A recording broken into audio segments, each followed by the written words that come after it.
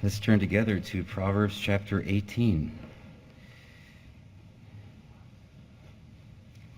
And it just happens, this will be the last message, of course, in Proverbs 18. And if there were a final message I would want to leave you with, it just happens in God's providence that this would probably be it. And I think you'll see why in a bit. But it's Proverbs chapter 18. And we will be finishing it off. Believe it or not, we're coming today for the last time to it. It's a hard chapter, but a good one, a powerful chapter. We've seen that Solomon said in Ecclesiastes that he pondered, searched out, and arranged many proverbs. So he's signaling that these aren't just a random grocery list of proverbs. There's an arrangement there.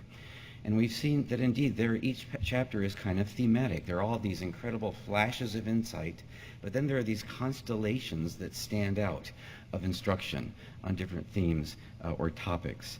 And we have seen here that the first and the last verses give us the cue. The first verse, he who separates himself seeks his own desire and quarrels against all sound wisdom. That's a private person. And he said the extreme of that personality type is very dangerous.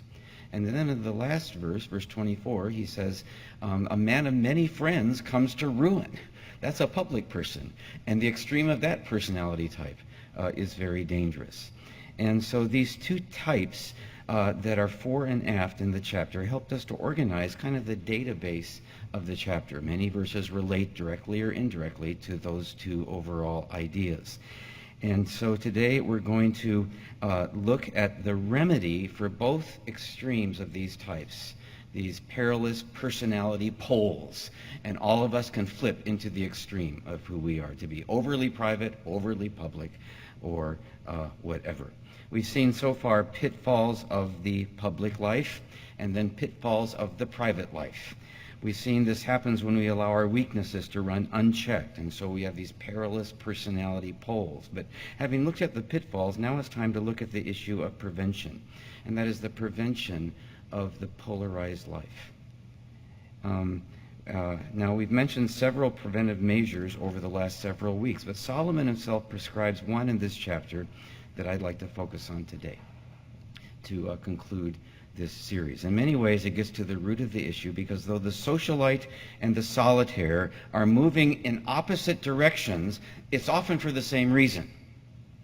Typically, it's security that they're after. The only question is how they find it, by running away from people or running to people.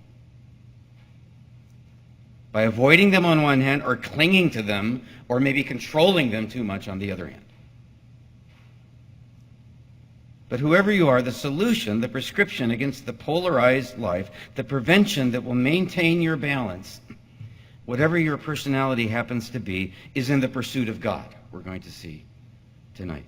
To find your basic refuge, not with others, nor just with yourself, but with Him alone.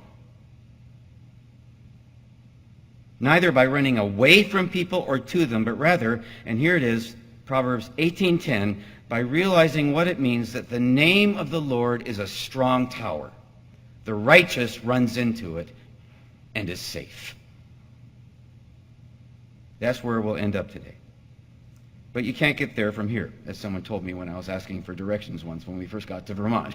And surely you can't get there from here in Vermont. You've got to go all these roundabout ways, right? And we've learned to love those ways. To get there, to get to the Tower of God, we need to understand something about, first, briefly, the cities of man. Because Solomon contrasts in this chapter the tower to the city, as we're going to see. And the one will help us to connect with the other. When we see what happens in the cities, we'll want to be in the tower. First, the city.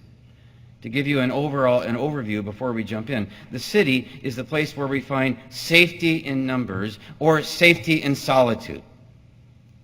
Cities are artificial places that protect us, you might say, from the wilds of God's providence. Walls that establish zones of safety. Proverbs 18:11, a rich man's wealth is his strong city. And again, Solomon says in verse 19 that a brother offended is harder to be won than a strong city. So this is where we'll begin, because the Tower of God will sound pretty mystical and not too applicable unless we first understand how real the cities are in which we've chosen to live and move and have our very being sometimes. cities kind of being a metaphor for a kind of safety. Now, the city is a good picture of many fleshly things, but in the context of the two types, it's a picture of this. It's a picture of our reluctance to move beyond our comfort zone of our temperamental strengths, to move into realms of obedience that require trust and risk in areas of our weakness. It's the place where our greatest assets will become our greatest liabilities. The city. The image goes way back. I find it interesting that the sin of Babel was that they built a city. They built a city and a tower, as it says in Genesis 11:4, lest we be scattered abroad over the face of the earth. They didn't want that. That was too insecure. Wasn't powerful enough. In direct defiance of God's command that they fill the earth and populate it. Its safety in numbers was their God. Safety in cities, like it can become the public person's God. The cities of man connote independence rather than dependence. Urbanites are the ones who say, as James says, today or tomorrow we shall go to such and such a city and spend a year there and engage in business and make a profit.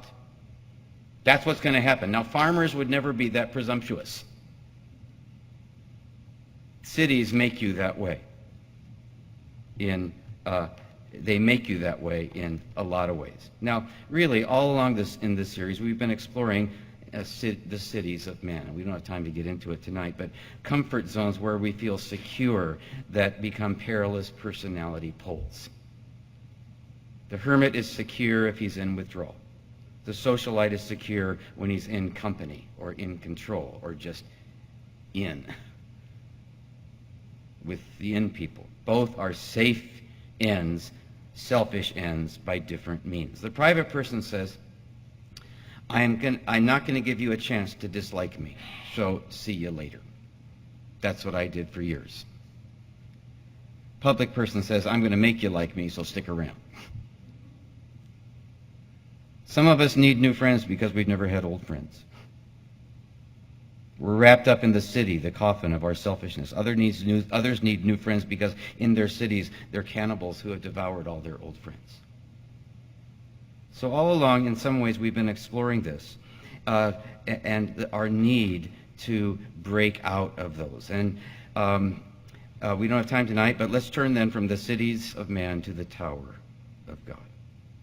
If the cities of man, if in those cities there's either safety in numbers or safety in solitude, then in the tower of God, wherever you are, whomever you're with, whatever you're doing, undergirding it all, there is safety in secret.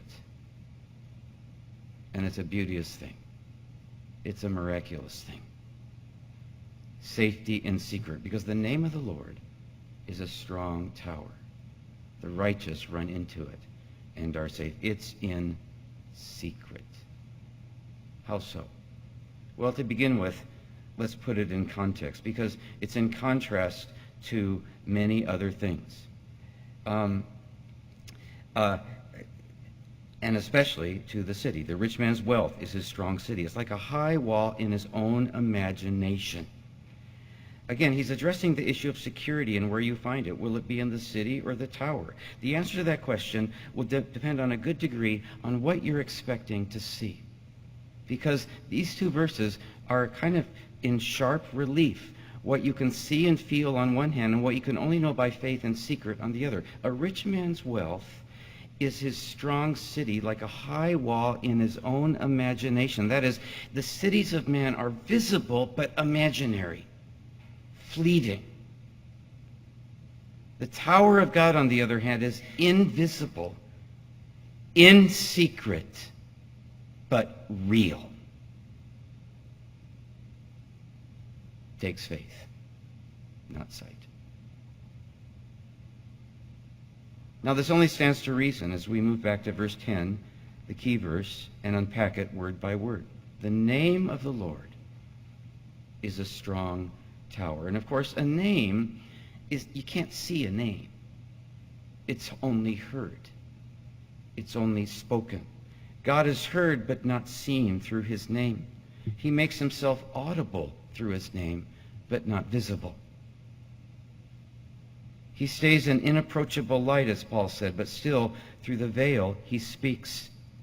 The name of the Lord is very simply the sum total of all that God has said about himself in the Bible.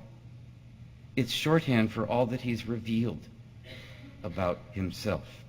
It's not a picture yet. That will come in glory, but rather it's kind of like the soundtrack of a film, and you can't see the film in the dark theater of our prayer closet. John said that no man has seen God at any time, but saints down through the centuries, however they do it, have known him by name in their strong tower.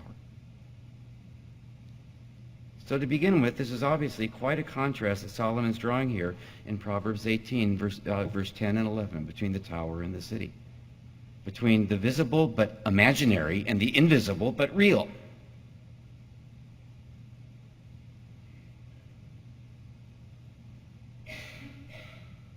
Because in the city, there's imagined safety, either safety in numbers but solitude. But in the tower, wherever you are, whomever you're with, whatever you're doing, whether by yourself or with others, there's safety in secret. And we've got to get into what it means to be in secret. The saints down through the centuries have found. Psalm 27:5, for in the day of trouble he will conceal me in his tabernacle. I'm still in a day of trouble, but I'm concealed. In the secret place of his tent, he will hide me. Psalm 31:20, thou dost hide them in the secret place of thy presence. You keep them secretly in the shelter. Proverbs 18:10, the righteous run into the tower and are safe. So the tower is a secret place that will, by definition, kind of not be available to the light of science, of what you can see, hear, touch, or taste. And it will confound the wisdom of the wise. But it's a place of refuge that we can find. So how do you find it? That's the question. Well, here's what it looks like in practice.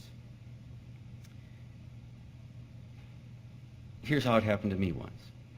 I was out back in Colorado about 3 years ago, and I have a bunch of friends who I mountain bike with, and most of them are young bucks, and so they keep me humble. I can barely keep up.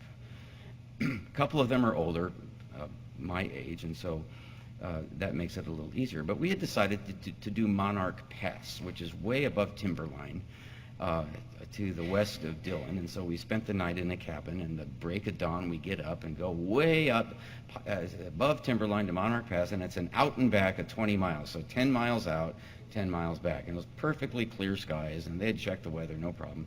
So we go for 10 miles, and then you got to turn around and come all the way back, and as we were coming back, you could kind of see the clouds coming in, and pretty soon the clouds were all around us, and pretty soon the wind started to blow, and it was very moist wind. And then after that, it started to sprinkle, and then it started to rain, and then it started to hail, and the wind started to blow harder. And this young buck behind me, I was just panting, trying to get back, and it was a hard ride. He took the opportunity to start asking a pastor about his married life.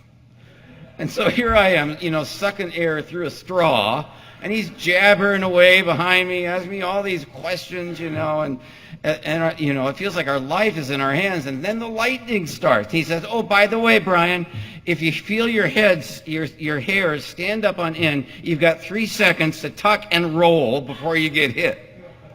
I'm thinking, oh, Lord, what have we gotten ourselves into? And so we are just pedaling away. We got like 6 miles to go. And as I was just resisting, and I was saying, Lord, help me. That's the first thing. Call on the name of the Lord, right? Remember Romans 10, and you shall be saved. Lord, help me. Arrow prayer. That's all we're capable of sometimes. And soon thereafter, this song starts to go through my mind. I need thee every hour. Most gracious Lord, no tender voice like thine can peace afford. I need thee. Oh, I need thee. Every hour I need thee. Oh, bless me now, my Savior. I come to thee. And that just went over. I need thee. Every hour I need. Oh, bless me now, my Savior. Come to me. And it started to make this subtle but powerful difference until we were about 3 miles to go, and it was like I was in this virtual reality envelope. And everything was the same all around me. But in secret, I was sheltered. And he was there as I called upon him. And the name of the Lord became a strong tower that I'll never forget. That's one thing that it looks like. Another is you find it all through the Psalms, and that's kind of the best way. If you'll turn to Psalm 35. Or 31.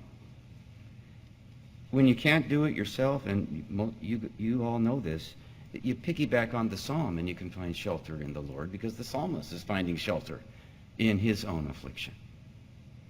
So you've got Psalm 31. Let's just read it. Maybe you're going through something now, so let's practice running into our strong tower. Psalm 31, starting in verse 1. In you, O Lord, I have taken refuge. Let me never be ashamed. In your righteousness, deliver me. Incline your ear to me. Rescue me quickly. Be to me a rock of strength, a stronghold to save me. For you are my rock and my fortress. For your name's sake, you will lead me and guide me.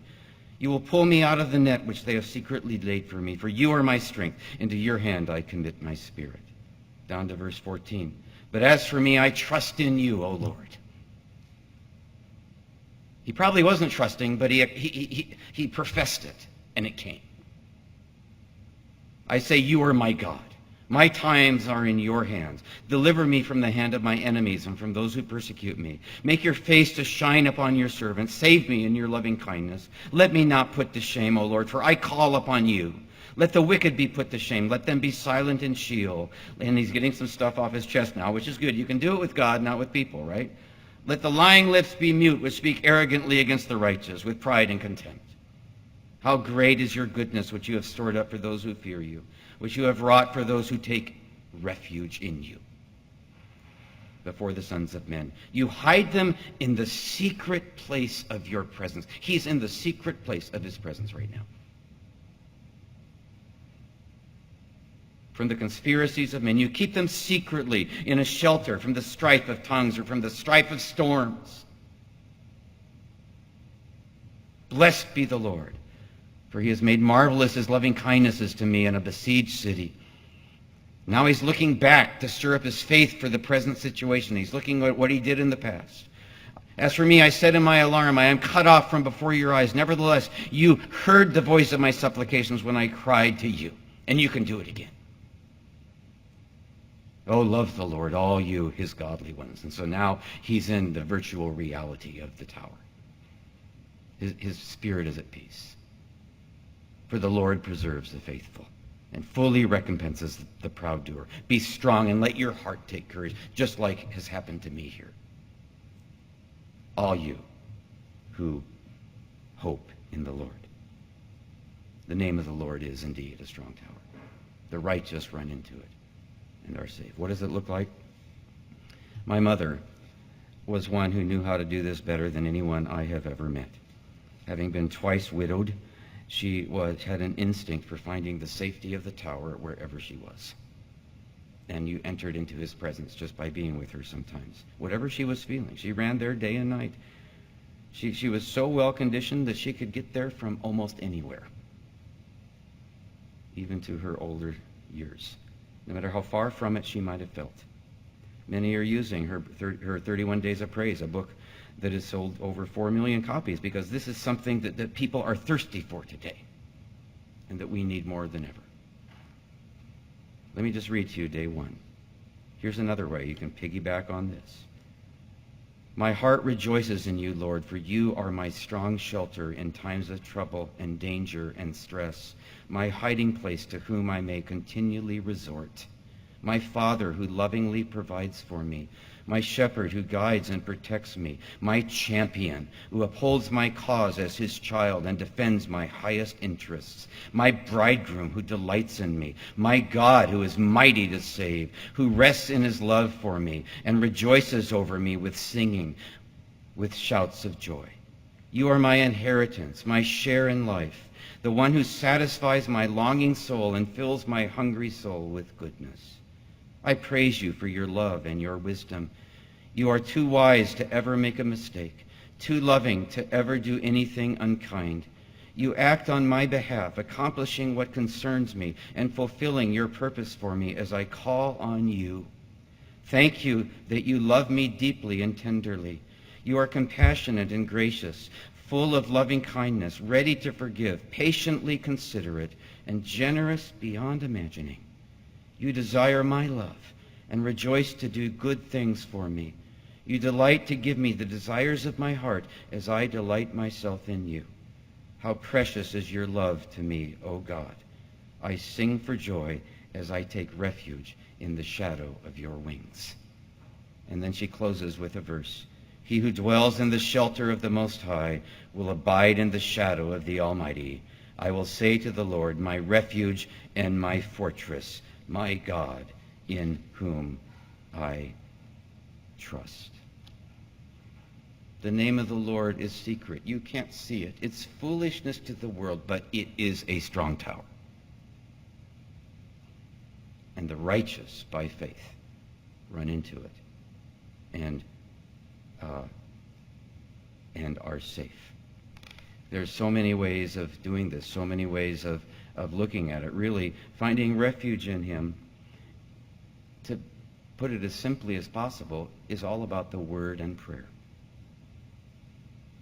The Word and prayer. So let me give you one final example, and that is Doug Warren. This comes from question one of I think it was the level 2 questionnaire. There were a lot of questions there, weren't there? But you were very patient, and these are two of the things that most impressed me. Of course, all of it did for all of us. But question, and they have to do with the Word and prayer. 1, describe the importance of the Bible in your life, then go into more detail about when and how you interact with Scripture. And for this, we allowed 150 words. For most of the others, it was just 50, because this is important. The Bible is both my most reliable revealer of truth and the dearest expression of my Savior's love for me. That's right out of 31 Days of Praise. Scripture is God's supernatural word. It leads me in knowing God and myself. So I read it daily and meditate on it, study and pray through it. I sing songs with its words and point others to what it says to help them in their daily life. It is what my wife and I have used to teach our children what it means for them to grow in the way they should go. The Scriptures direct me in my words, thoughts, and actions. I seek to follow the Bible's admonitions, and I treasure its promises. We treasure the Bible in the tower. Boils down to the Word and prayer. What about prayer? Well, prayer was the first question of the third questionnaire. Pretty important. Describe the importance of prayer in your life, then go into more detail about when, how, and what you pray. 150 words allowed. Prayer is vital. It demonstrates the relational aspect of our communion with God and redemption, and is reconciliation. And redemption is reconciliation at its core. When things are good in a relationship, we talk easily and deeply. We laugh and cry and share our innermost thoughts out loud with one another. He's talking about prayer. It reminds me of my mom. So too with God. My prayer life is good and indicates a healthy relationship. When I am remembering Christ's complete sacrifice, that I am perfectly loved by my King, that our relationship is fully reconciled, then I find myself praying throughout the day and giving him the credit he deserves in all of life. And like my other relationships, I also have to work on communicating well. I'm glad I'm not the only one, Doug. I have to nurture and cultivate praying when I don't feel like it. I need to pray especially when it feels like my prayers are bouncing off the ceiling. That really helped me that day, because that's what it felt like. So I discipline myself to pray each morning. I block out time to pray systematically. I pray through Scriptures, Word and prayer. That's powerful. I meditate on them. There's much more, but let me conclude with this. The name of the Lord is a strong tower. The blessed Matthew Henry, the great devotional writer, wrote about this verse, Proverbs 18:10, succinctly but powerfully. So we'll let him have the last word. The name of the Lord is a strong tower. The righteous runneth into it and is safe. Here is 1, God's sufficiency for the saints, and 2, the saints' security in God. First, God's sufficiency for the saints. His name is a strong tower for them, in which they may take rest when they are weary, and take sanctuary when they are pursued, where they may be lifted up above their enemies and fortified against them.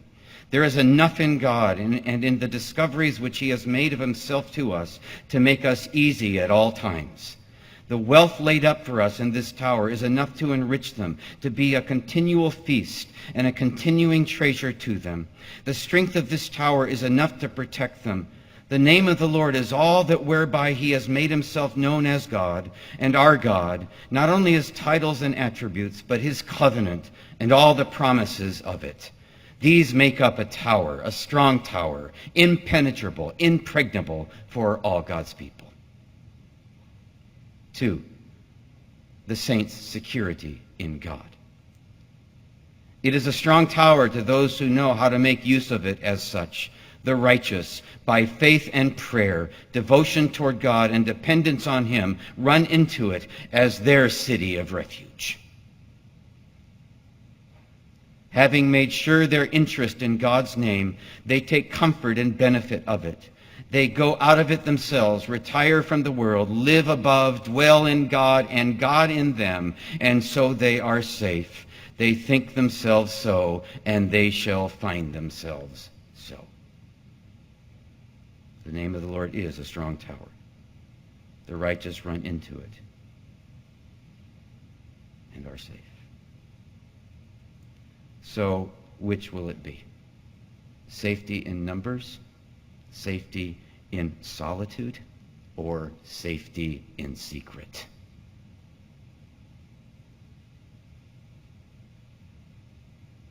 The safety in secret. It's ultimately the only sure prevention of the polarized life of being too withdrawn or too much in public. God gives balance when you're in him. And if there's any message I'd leave you with, it's that one. Don't neglect your tower.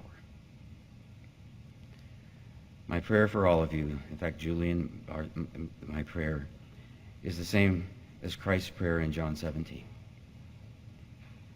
Before he left his disciples, he said, while I was with them, I was keeping them in thy name.